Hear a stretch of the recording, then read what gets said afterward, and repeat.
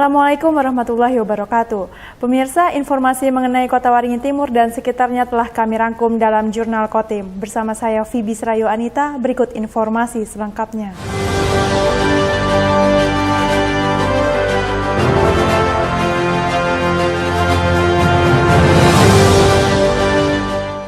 Belum berakhir musibah banjir di wilayah utara Kabupaten Kota Waringin Timur.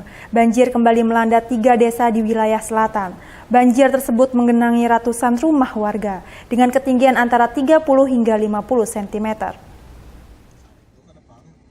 Sudah sekitar 3 hari terakhir hingga Kamis 22 September, banjir menggenangi 3 desa di Kecamatan Mentaya Hilir Utara, Kota Waringin Timur. Banjir terjadi di Desa Natai Baru, Bagendang Tengah, serta Desa Sumber Makmur. Seperti di Desa Bagendang Tengah, banjir melanda dengan ketinggian antara 40 hingga 50 cm. Bahkan air sudah masuk ke rumah warga. Warga yang rumahnya terendam banjir pun terpaksa harus membuat panggung di dalam rumah sebagai tempat istirahat dan menyimpan barang berharga. Ketemu air hujan kan? Sejak kapan nih Pak? Sejak berapa hari? 7 hari kemarin mungkin ya. Terus kondisi rumah Bapak sendiri? Nah, kayak gini lah keadaan kondisinya kan dari kemarin itu ya tergenang air terus. Terus tapi masih bisa untuk tidur masih bisa Pak, gimana? Kalau tidur nggak bisa, tapi ya caranya kayak gitu, dibikin ranjang lah istilahnya kan, dari kayu. Camat Mentaya Hilir Utara Muslih yang didampingi perangkat desa saat meninjau banjir menjelaskan, banjir terjadi akibat tingginya intensitas hujan dalam beberapa hari terakhir. Ditambah lagi hujan terjadi saat Sungai Sampit yang merupakan anak Sungai Mentaya mengalami pasang, sehingga air hujan yang tidak bisa tertampung Sungai Sampit meluap ke pemukiman warga di sekitarnya. Kecamatan Mentaya Utara itu ada 3 desa yang kena banjir, yaitu Desa Natai Baru, Desa Bagendang Tengah, dengan Desa Sumber Makmur. Penyebab banjir ini salah satunya karena intensitas hujan yang begitu lebat, kemudian ditambah lagi air pasang yang naik. Kalau jam pasang besar, rumah warga akan semakin tenggelam. Ya, kalau ini sudah pasang surut hanya tergenang biasa. Ada 8 RT, tapi yang terendam ada 2 RT, RT 7 dan RT 04. Berarti jumlah yang terdampak ada berapa rumah nih Pak? Kurang lebih 100. Atas peristiwa yang terjadi, warga diimbau untuk lebih berhati-hati terutama saat air Sungai Sampit mengalami pasang, yang biasa terjadi pada malam hari. Masud Badarudin, Hayat TV. Bimbingan teknik penyusunan perencanaan kota cerdas dan program unggulan di Kabupaten Kota Waringin Timur telah selesai dilakukan. Dari 6 dimensi yang ada pada kota cerdas, ekonomi cerdas jadi prioritas yang didukung oleh 5 dimensi lainnya. 4 bulan berjalan bimbingan teknis dari Kementerian Komunikasi dan Informatika dalam penyusunan perencanaan kota cerdas dan program unggulan di Kotim akhirnya selesai dan ditutup pada Kamis 22 September. Penyusunan perencanaan dilakukan sesuai 6 dimensi kota cerdas, yaitu pemerintahan cerdas, masyarakat cerdas, hidup cerdas, mobilitas cerdas, lingkungan cerdas, dan ekonomi cerdas. Menyesuaikan dengan kondisi yang berkembang saat ini, ekonomi cerdas menjadi prioritas dalam mengembangkan program kota cerdas di Kotim. Kepala Dinas Kominfo Kota Waringin Timur Multazam menjelaskan, ekonomi cerdas tidak bisa berdiri sendiri. Perlu adanya dukungan dari 5 dimensi kota cerdas lainnya, sehingga program kota cerdas bisa berjalan. Di level kebijakan, Pak Bupati dalam beberapa kesempatan memang mendorong smart ekonomi menjadi bagian yang paling utama. Jadi kalau layer, tapi tentunya smart ekonomi itu bukan bisa berdiri sendiri. 5 smart yang lain juga harus supporting, harus mendukung agar apa yang dicita-citakan, apa yang dijadikan visi dalam sebuah penyelenggarakan smart city bisa tercapai. Jadi ya tentunya nanti di dalam proses implementednya smart ekonomi akan tetap leading, berada di atas, kemudian smart yang lain mendorong ke ya bersinergi lah. Makanya di dalam beberapa kesempatan Pak Bupati menyampaikan ada perlunya sinergitas yang kemudian diimplementasi dengan habaring burung, kerjasama, gotong royong. Itu sebenarnya jargon yang disampaikan oleh pimpinan daerah itu sebenarnya mengarah sebenarnya ke arah visi-visi yang sudah di RPJMD yang kemudian diwarnai dengan Smart City ya. Dr. Wing Wahyu Winarno selaku pembimbing perwakilan dari Kementerian Kominfo menyebut pihaknya bersama tim teknis Kota Cerdas Kota Waringin Timur telah menyusun sejumlah program jangka pendek sesuai dengan 6 dimensi Kota Cerdas. Masing-masing dimensi itu kan banyak program. Cuma di masing-masing program itu ada yang akan kita ambil sebagai salah satu quick win atau program jangka pendek ya. Itu kemarin ada layanan kesehatan atau layanan ambulan yang selalu siap siaga untuk melayani warga. Kemudian ada layanan SIAPI yang mendeteksi kebakaran atau api. Kemudian apalagi kemarin ya Pak Mul, ada layanan PDB online, pendaftaran siswa ya online. Kemudian ada perizinan terpadu, lalu ada pembangunan apa Pak Mul kemarin sampah ya, pengolahan sampah. Jadi dalam waktu dekat itu, tetapi dalam layanan-layanan berikutnya ya nanti banyak menyusun aplikasi-aplikasi mobile untuk menyediakan layanan kepada warga. Sembari menjalankan program jangka pendek yang bisa berjalan dalam waktu setahun ke depan, tim teknis Kota Cerdas juga akan menyusun sejumlah aplikasi-aplikasi mobile untuk memudahkan pelayanan kepada masyarakat. Dengan kolaborasi, integrasi, dan sistem yang berkelanjutan, diharapkan program Kota Cerdas di Kota Waringin Timur dapat berjalan sesuai harapan. Masud Badarudin, Hayat TV. Pemirsa, tim asistensi teknis atau ASNIS penyelenggaraan Bintahwil dari Pusat Teritorial Angkatan Darat atau Pusterat yang diketuai oleh Brigjen TNI Yuswandi dan rombongan melakukan kunjungan kerja ke Markas Komando Distrik Militer 1015 Sampit pada Kamis 22 September 2022. Kedatangan tim asistensi teknis penyelenggaraan Bintahwil dari Pusat Teritorial Angkatan Darat yang diketuai Brigjen TNI Yuswandi bersama jajarannya disambut langsung oleh Dandim 1015 Sampit, Letkol Infantri Abdul Hamid, didampingi para perwira dan staf. Dalam laporannya, menurut Letkol Infantri Abdul Hamid mengatakan secara garis besar, kegiatan Bintahwil telah dilaksanakan jajaran Kodim 1015 Sampit, baik bagi program maupun non-program. Letkol Infantri Abdul Hamid menegaskan melalui kunjungan tim ASNIS Pusterat sangat penting dalam rangka menyamakan persepsi dan sasaran kegiatan Bintahwil antara komando atas. Dalam hal ini Pusterat dengan satuan komando kewilayahan di seluruh Indonesia. Sementara itu, dalam arahan tim asistensi teknis penyelenggaraan Bintahwil dari Pusat Teritorial Angkatan Darat, Brigjen TNI Yuswandi menyatakan pembinaan ketahanan wilayah merupakan salah satu metode Binter yang merupakan usaha dan kegiatan yang berhubungan dengan perencanaan, pengerahan, dan pengendalian. Upaya tersebut dalam rangka mewujudkan ketahanan yang dinamis di suatu wilayah dengan meningkatkan kepekaan, kesadaran, dan partisipasi masyarakat dalam menangkal setiap potensi ancaman terhadap kedaulatan dan keutuhan wilayah. Norman Syah, Hayat TV. Dengan tema SDM Keluarga Besar TNI Unggul NKRI Kuat, Dandim 1015 Sampit Letkol Infantri Abdul Hamid memimpin langsung acara komunikasi sosial atau Komsos Pembinaan dan Pemberdayaan Keluarga Besar FKPPI. Pada kegiatan ini juga digelar perayaan HUT FKPPI yang ke-44 yang dipusatkan di Aula Kodim 1015 Sampit pada Rabu 21 September 2022.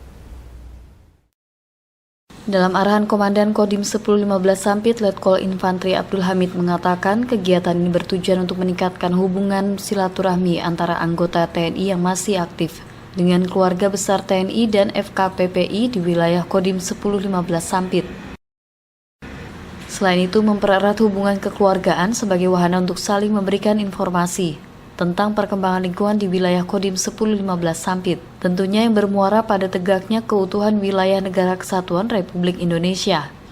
Dalam dunia TNI, KBT, dan FKPPI adalah organisasi dari orang-orang yang telah berjasa terhadap Republik ini dengan segala pengorbanan, pengabdian, dan perjuangan. Oleh karenanya, keluarga besar TNI dan FKPPI senantiasa terus tetap solid dan kokoh dalam perannya membangun bangsa Indonesia. Sementara itu, dalam sambutan Ketua FKPPI Kotim Rusli menyatakan berkaitan dengan ketahanan dan keamanan wilayah, sangat perlu menjalin komunikasi aktif antara TNI, Polri, keluarga besar TNI, dan FKPPI, serta unsur lainnya di wilayah Kabupaten Kotim. Karena dengan mantapnya sistem komunikasi antara komponen bangsa akan mendapatkan suatu informasi cepat dan tepat dalam rangka cipta kondisi wilayah yang aman, nyaman, dengan melakukan langkah-langkah deteksi dini dan cegah dini. Norman Syah, Hayat TV. Dalam rangka menyambut dan memeriahkan hari ulang tahun ke-21 Partai Demokrat, Dewan Pimpinan Cabang atau DPC Partai Demokrat Kabupaten Kota Waringin Timur menggelar AHY Cup Volleyball Sampit 2022 pada Rabu 21 September 2022. Bertempat di lapangan indoor Jalan Cilikriwut Sampit, suasana keriuhan diselingi teriakan para supporter mewarnai gelaran turnamen bola voli AHY Cup 2022. Sebanyak 27 tim putri yang tersebar di Kabupaten Kota Waringin Timur turut ambil bagian di laga yang berlangsung hingga Sabtu malam 24 September mendatang. Tampak Ketua DPC Partai Demokrat Kotim, John Chrisley, dengan penuh antusias turut menyaksikan laga antara tim putri Persit A versus Borneo Tari Club. Didukung supporter fanatik, kedua tim saling smash dan kejar-mengejar angka mewarnai laga yang berlangsung seru ini. Saat dikonfirmasi, John Chrisley menjelaskan dalam rangka menyemarakan hari ulang tahun ke-21 Partai Demokrat. Selain turnamen bola voli putri, turut digelar lomba domino, catur hingga bakti sosial. Seluruh rangkaian kegiatan ini sebagai sarana memberikan ruang bagi masyarakat dalam menyalurkan bakat dan potensi sekaligus merekatkan silaturahmi di antara mereka. Dan pada hari ini kami membuka turnamen volleyball di indoor ini dalam rangka HUT juga ya. Nah, tujuannya adalah kami ingin dalam pelaksanaan HUT ini, kegiatan olahraga ini menjadi motivasi bagi masyarakat Kabupaten Kota Waringin Timur ya. Ini sarana untuk kita memberikan ruang kepada masyarakat Kota Waringin Timur ikut serta dalam rangka merayakan hari ulang tahun Partai Demokrat yang ke-21. Melalui turnamen ini diharapkan akan muncul bibit-bibit unggul, terlebih Kotim akan menjadi tuan rumah Pekan Olahraga Provinsi 2023. Apresiasi tinggi juga diberikan kepada jajaran PBVSI Kotim atas kerjasamanya pada kegiatan ini sehingga berjalan sesuai yang diharapkan. Demokrat jaya, jaya, jaya. Norman Syah, Hayat TV. Sementara itu, pemirsa, meski mendapat perlawanan ketat, klub bola voli putri Borneo Teriu akhirnya sukses membungkam tim Persit A 2 set langsung dengan skor 25-18 dan 25-21. Laga ini tersaji pada turnamen bola voli AHY Cup 2022 yang diikuti sebanyak 27 klub pada Rabu 21 September 2022. Sebelum berlaga, kedua tim yakni Persit A dengan kostum hijau hitam dan Borneo Teriu dengan kostum kuning hitam terlebih dahulu melakukan sesi foto bersama.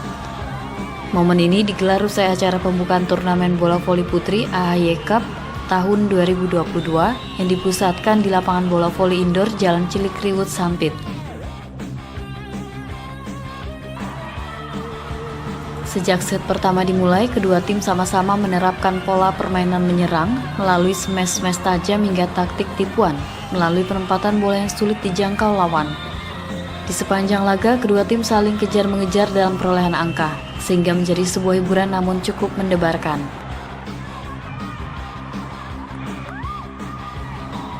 Suasana itulah yang kiranya dirasakan para supporter khususnya dari klub Persit A yang di sepanjang pertandingan ini tak hentinya memberikan dukungan yang militan. Meski demikian, saat perolehan skor mencapai angka 20, pelan tapi pasti tim Borneo Tario akhirnya sukses menutup set pertama dengan skor 25-20.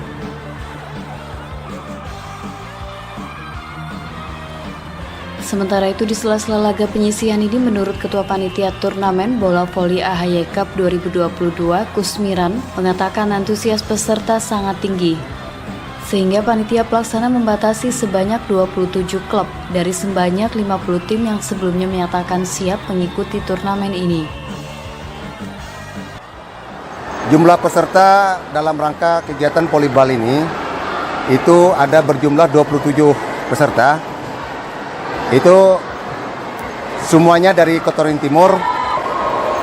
Acara kita mulai hari ini dan berakhir pada hari Sabtu tanggal 24 September ini. Mudah-mudahan bisa final pada hari Sabtu itu. Berikutnya di set kedua, setelah tertinggal 0-1, tim Persit A langsung menerapkan pola permainan menyerang melalui smash tajam hingga penempatan bola yang akurat. Namun perjuangan para istri prajurit ini terhenti di angka 21 dan kembali dimenangkan tim Borneo Tario setelah meraih poin terakhir di angka 25, sekaligus melangkah ke babak berikutnya. Norman Syah, Hayat TV.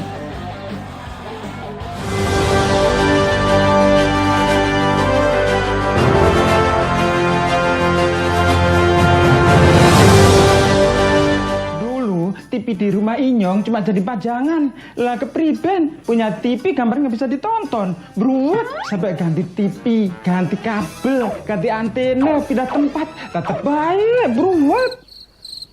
Maring sekarang sejak Inyong pakai TV digital, di rumah Inyong jadi rame terus. Gambar TV nggak semutan, suara jernih, celing. Pasangnya gampang, nggak pakai ribet. Ayo pakai TV digital aja, kelalen pasti celing.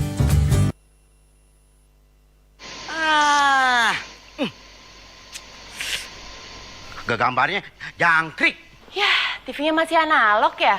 Ganti dong ke digital. Digital? Ya, digital. Tinggal install set-top box, gambar tajam, channel banyak, tanpa iuran bulanan. Hey, gimana? Bagus kan? Gambarnya jangkrik. Hah? Sambut era digital dan nikmati kesempurnaan gambarnya. Yuk nonton siaran televisi digital. Bagaimana ya cara menangkap siaran televisi digital? Pertama, pastikan di daerah Anda sudah ada sinyal siaran televisi digital. Kedua, gunakan antena UHF di dalam atau di luar rumah Anda. Ketiga, pastikan televisi Anda sudah dilengkapi penerima siaran digital DVB T2. DVB T2 merupakan jenis sinyal yang digunakan Indonesia dalam penyiaran televisi digital. Keempat, pilih autoscan, lalu pindai televisi Anda. Bagaimana jika televisi Anda masih analog? Pasangkan set-top box, televisi Anda otomatis menangkap siaran digital. Bersih gambarnya, jernih suaranya, canggih teknologinya.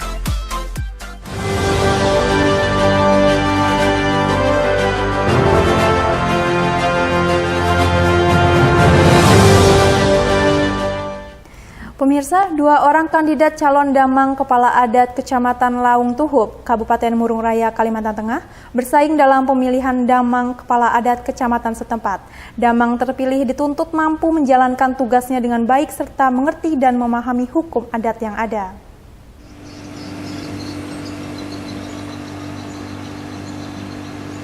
Panitia Pemilihan Damang Kepala Adat Kecamatan Laung Tuhup, Kabupaten Murung Raya, Kalimantan Tengah menyelenggarakan pemilihan Damang Kepala Adat Kecamatan setempat pada hari Rabu 21 September kemarin.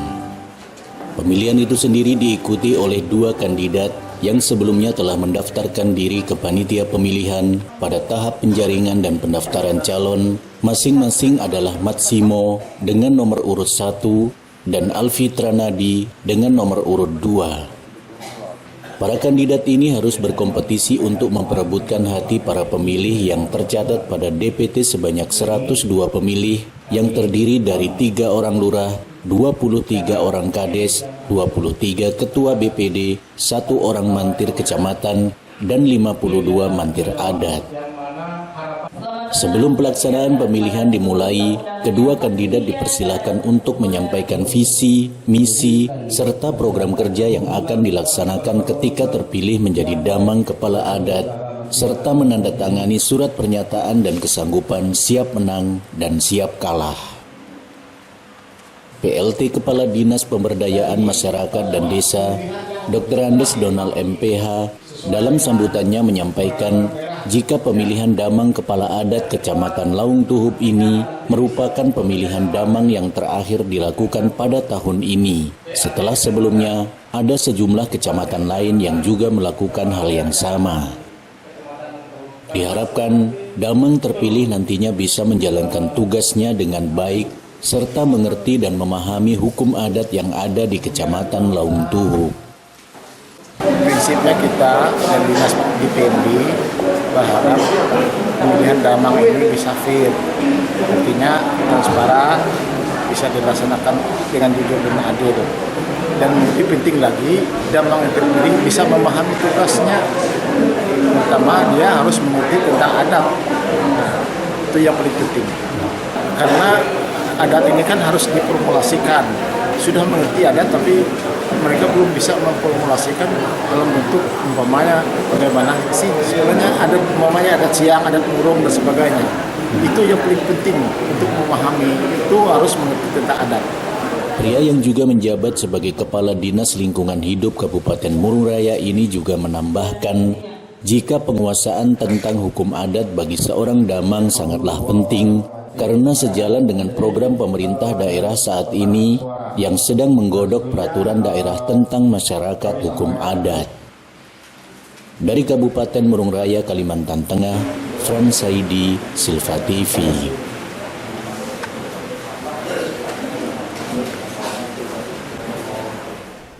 Terpilihnya Matsimo sebagai damang kepala adat Kecamatan Laung Tuhub diharapkan mampu membawa perubahan kondisi kedamangan lebih baik serta bisa bekerja sama dengan pemerintah kecamatan setempat. Proses pemilihan damang kepala adat Kecamatan Laung Tuhub Kabupaten Murung Raya, Kalimantan Tengah yang diselenggarakan pada Rabu 21 September kemarin berlangsung lancar dan tertib. Para pemilih yang terdaftar dalam DPT secara bergantian menggunakan hak suaranya di dalam bilik yang telah disiapkan oleh panitia pelaksana. Dari 102 DPT yang terdaftar, hanya ada 76 suara yang telah digunakan oleh pemilih, sementara sisa pemilih lainnya berhalangan hadir dengan berbagai alasan.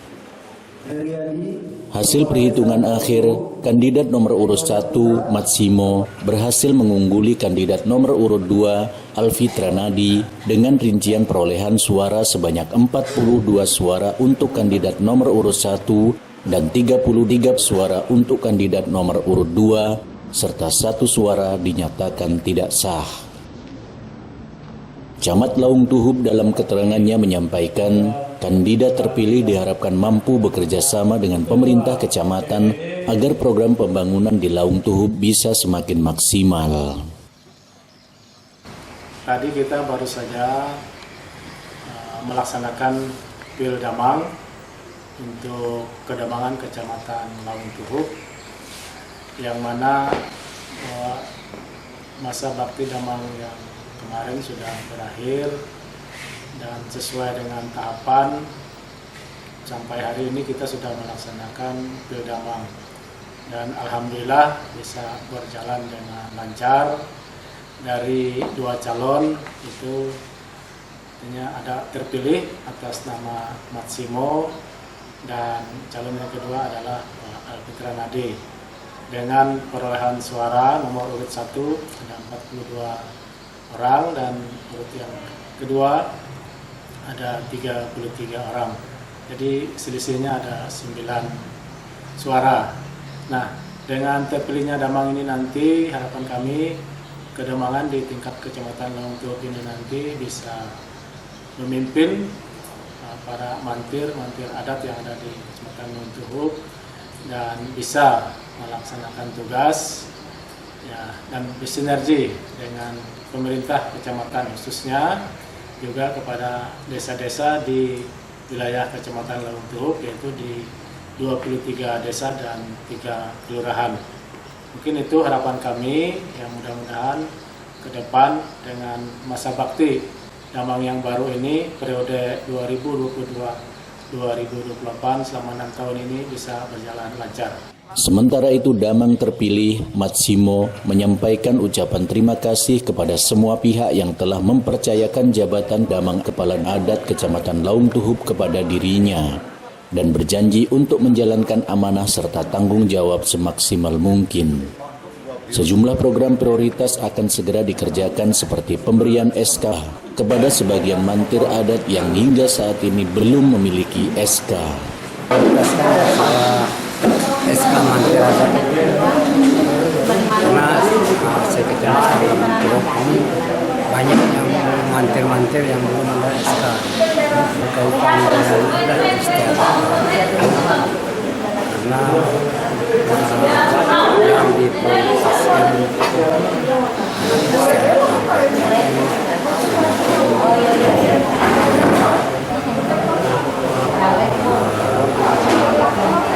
acara terkuat dengan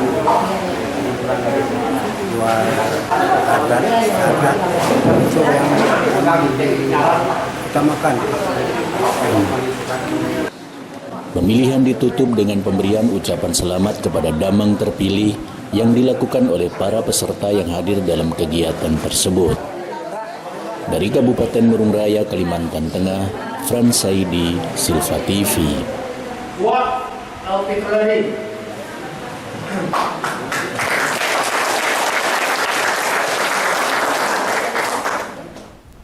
Pemirsa, demikian informasi tadi sekaligus penutup jumpa kita pada kali ini. Saya Fibis Rayu Anita mewakili kru yang bertugas mohon undur diri. Terima kasih dan sampai jumpa. Wassalamualaikum warahmatullahi wabarakatuh.